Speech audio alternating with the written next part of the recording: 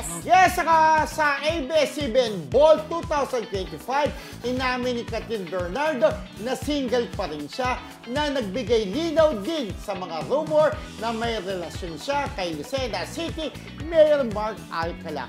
Ang mga kumakalat na balita tungkol sa kanilang relasyon ay nag-umpisa matapos makita ng netizens na pinalo ni Mami Min Bernardo sa Alcala sa Instagram. Ngunit agad din itong in-unfollow. Sa kabila ng mga espekulasyon, pinatunayan ni Kathryn na hindi pa siya committed at happy sa pagiging single at focus muna siguro sa kanyang karera. Ito yun sa ABS-CBN Ball kasi lumapa siya ng Alone in the Rain siya lang mag-isa.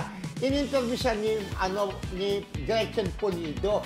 So, tinanong, taken ka na ba o single? Yes. Sabi niya, I'm very happy but still single. Oh, so, kung ganyan, so, ibig sabihin na, tinundukan na ni Kathryn ang mga balita na di umano'y jowa niya si Lucena City Mayor Mark Alcala. Wala siyang jowa, single. Kaya mga panay ng Kathryn na umaasa pa rin na sila pa rin na magkakatuluyan. Siyempre, nandiyan pa rin pagsisigawan nila, sobrang tuwa, di ba?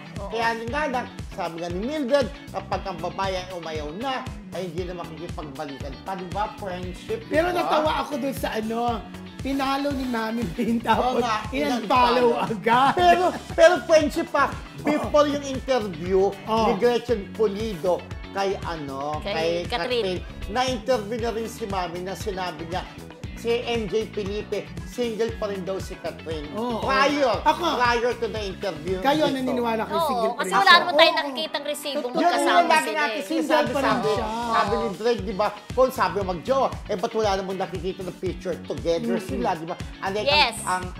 Pagka mag-jowa rin, pwede niyang irampa doon sa ABS-CBN Ball na ito jowa ko, product ko. Wala, solution dumating. Okay. So, ibig sabihin, hindi po totoo talaga ang balita na magjowa na sila ni Mark Alcala. Wala pa pong boyfriend si Kathryn Bernardo after kay Daniel Padilla.